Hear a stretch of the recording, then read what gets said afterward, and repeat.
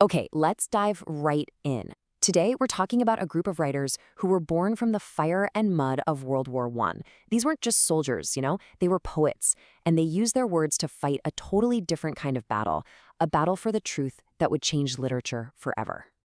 And we really have to start right here with this absolutely searing line from Wilfred Owen. It's Latin, and you might be wondering what it means. Well, it translates to, "It is sweet and fitting to die for one's country." For centuries, that idea was everything. But Owen, he called it the old lie. And that's what this is all about, how he and his fellow poets use their art to tear that lie to shreds. So to really get how radical these poets were, we first have to understand what they were up against. Before World War I, poetry about war was, well, it was basically a recruitment poster. And you can really see the difference here. On one hand, you've got the old stuff, all about noble heroes, glory, and patriotic sacrifice. But the WWI poets, they flipped that completely on its head. They weren't writing about glory, they were writing about gas attacks and shell shock.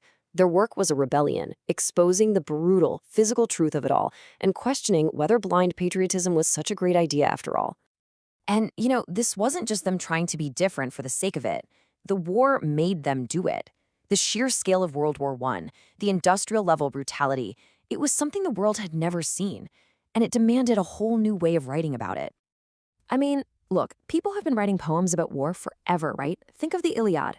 But World War I gave the whole genre this raw, urgent, modern feel. It wasn't about legends anymore. It was about testimony. It was a dispatch from the front lines of what it means to be human in hell. And these are the names at the heart of it all. Wilfred Owen, Siegfried Sassoon, Isaac Rosenberg. These were the soldier poets. They lived the nightmare they wrote about, and they gave a voice to an entire generation that was being wiped out. And here's the crucial point.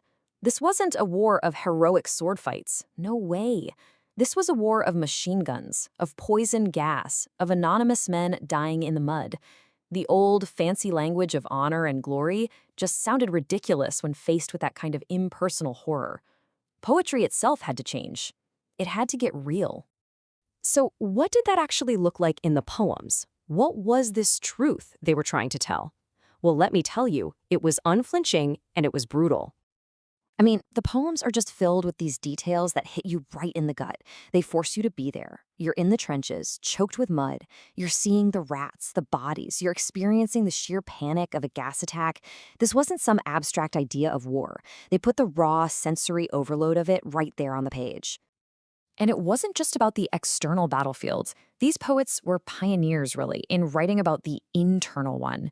They wrote about the constant fear, the trauma, the feeling of losing yourself. They wrote about shell shock, what we'd now call PTSD. They gave a voice to those invisible wounds that soldiers carried home, if they made it home at all. And through all this raw honesty, they started asking some really dangerous questions. Questions that went way beyond the trenches, like, why are we here? For what? Who's actually benefiting from all this death? They were putting the generals, the politicians, the whole system on trial. But it is so important to say, it wasn't all just darkness and anger. In the middle of all that devastation, these poems also capture these incredible moments of humanity and compassion. They're a powerful testament to the brotherhood that could only be formed in a place like that. Okay, so we've seen what they wrote about, but just as important, if not more so, was how they wrote it. They didn't just change the topic of poetry. They turned the very tools of poetry into a weapon. They basically broke the rules of poetry to reflect a broken world. Owen, for instance, used something called pararhyme. Think of words like hall and hell. They almost rhyme, but not quite. It creates this unsettling, dissonant feeling that puts you on edge.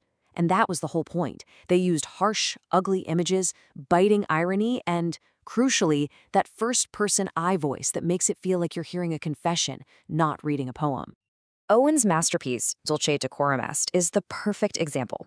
You have this incredible tension going on. The content? It's pure chaos and horror. A soldier literally drowning in poison gas. But the form? It's so controlled, with perfect stanzas and rhythm. It's like he's packaging this absolute nightmare in a beautiful, artistic box. And that clash between the ugly truth and the beautiful telling is what makes it so powerful. It shocks you, and you can't ignore the message. Then you've got a guy like Siegfried Sassoon. He took a different approach. He wrote with pure, uncut rage. His poems are just dripping with sarcasm aimed right at the generals and politicians safe at home, the ones who kept the war machine grinding on. His weapon wasn't subtle. It was a satirical sledgehammer. So, okay, fast forward 100 years. Why are we still talking about this? Why does it still matter? Because their impact was huge, and it went way beyond the war itself. They left a permanent mark. For starters, they basically built the bridge to modernism in literature. They threw out the smooth, confident, kind of stuffy Victorian rulebook. They looked at the world and said, the world is fragmented and broken, so our art has to be too. Their poetry was sharper, darker, and it sounded like the 20th century. But really, when you boil it all down, their legacy is about telling the truth. Their poems aren't just poems, they're historical documents that tell the human story that the official records always miss. They gave poetry a new job description, to be a witness.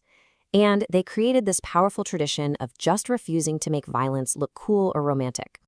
And maybe this is the best way to think about it. Their work acts as a moral and emotional compass. It's something we can always go back to that reminds us of the real human cost hiding behind the flags and the patriotic songs. Which kind of leaves us with one last question to think about. The war poets took on the old lie of their day. So it makes you wonder, if poetry is still a weapon for telling the truth, what are the old lies that artists and poets are challenging right now in our world?